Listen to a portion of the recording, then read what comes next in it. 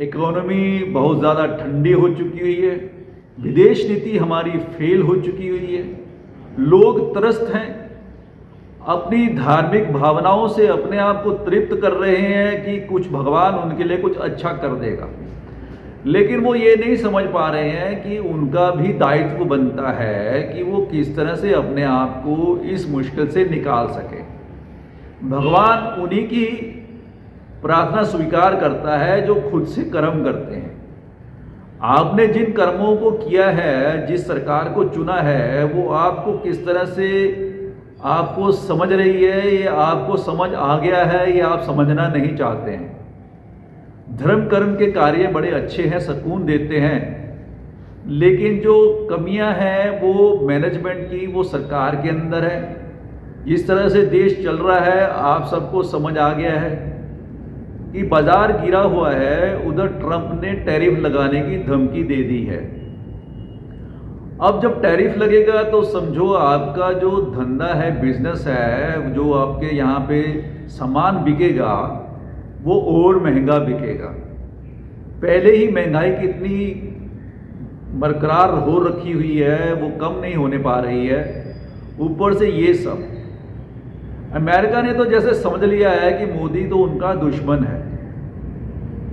हथकड़ियों में बांधकर, बेड़ियां बांधकर उनको अपने यहाँ से वो रुखसत कर रहे हैं, सिर्फ भारत को नीचा दिखाने के लिए, क्योंकि भारत ने बहुत ज़्यादा ऐसी काम कर रखे हैं कि उनके यहाँ पे उन्होंने किसी को मारने के लिए सुपारी भी दी थी, जो उसमें सरकार का नाम आ रहा है, उसके अंदर लोगों के वारंट भी निकले हैं।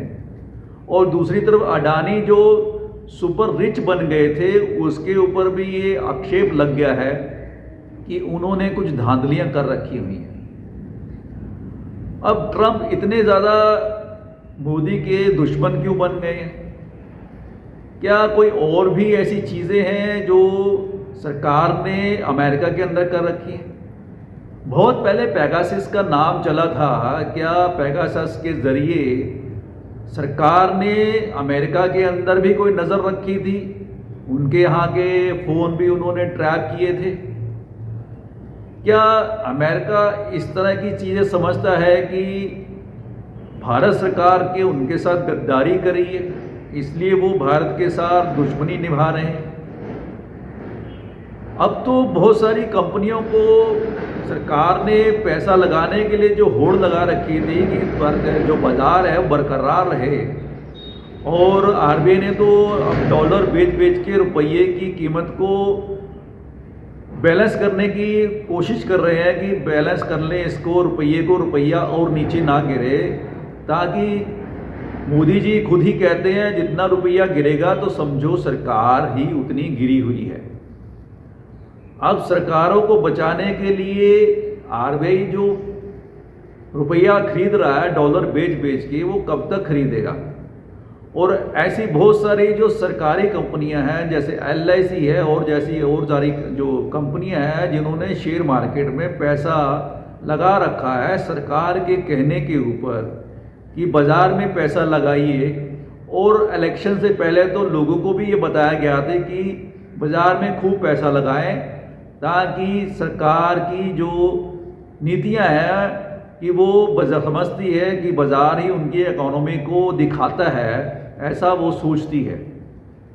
लेकिन अब बहुत सारे लोगों का पैसा डूब गया है, सारी कंपनियों का पैसा डूब गया। जो LIC में आपने पैसे जमा किए थे अपनी सेविंग के लिए, और आगे आने वाले में बैंक भी इस तरह के उसमें फंस जाएंगे जहां पे उन्होंने पैसा के लिए वो डिफ़ॉल्टर में लग जाएंगे, जहां पे लोगों का पैसा बैंक से निकालना भी मुश्किल हो सकता है।